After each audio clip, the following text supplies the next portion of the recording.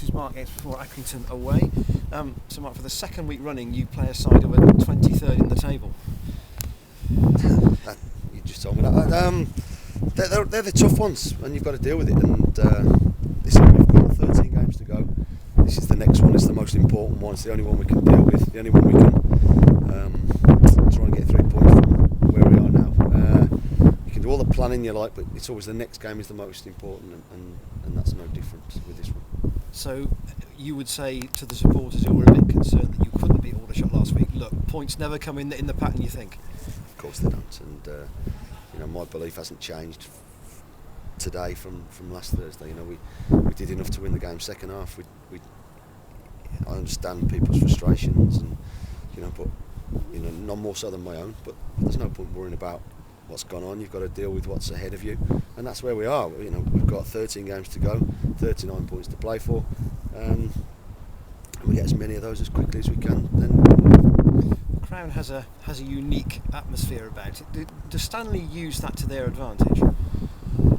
They make a bit of noise beyond the one goal. It's a different stadium. It's a strange place. The pitch isn't always the best at this time of year, so we have to go and deal with that. We have to go and deal with the bit of noise that they make and the drum that goes off and behind the goal. But we've got to quieten them and just get on with our game. We don't worry about 1,500 fans making a bit of noise.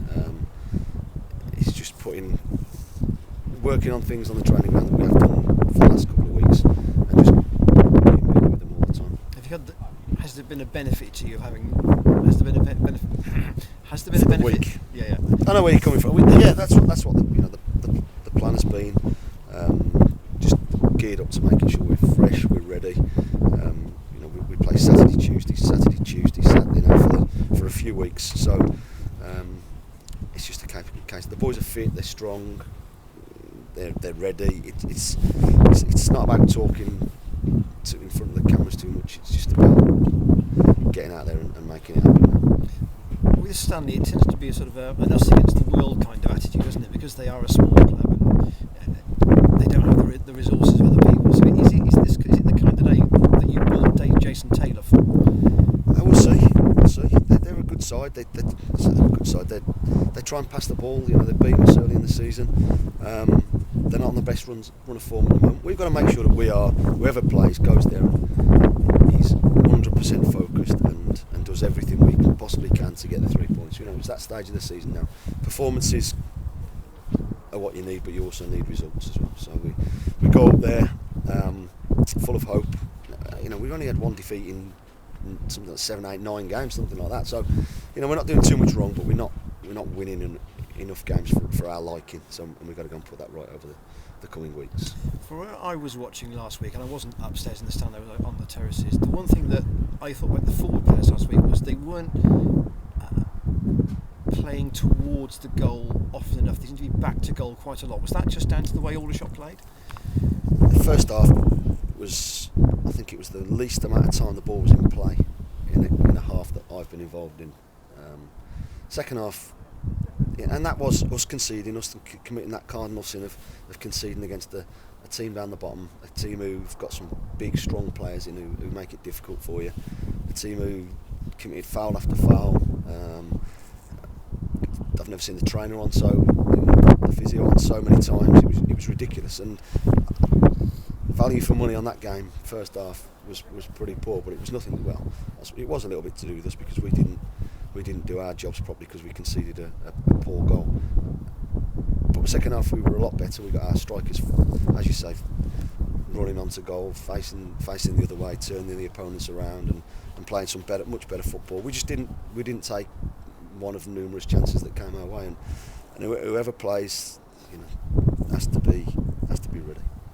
You've had 2 good wins up there before, haven't you? One last year because of Jeff's lob, and I think year before you scored 4 up there. Yeah. Everyone I spoke to this week, the pitch is awful, but listen, we've got to deal with it. It's poor for both sides. We've just got to do what we do and keep believing what we're doing. We've got good players, and we need to win more. We know that we're not stupid. But I say no one's pulling away from us too much. No one's, we're not adrift of anything. We just got to keep ticking along and and not panic. Just keep sticking to our principles of what we're trying to do, and just work even harder at trying to put that right. What news on Stevie Elliott?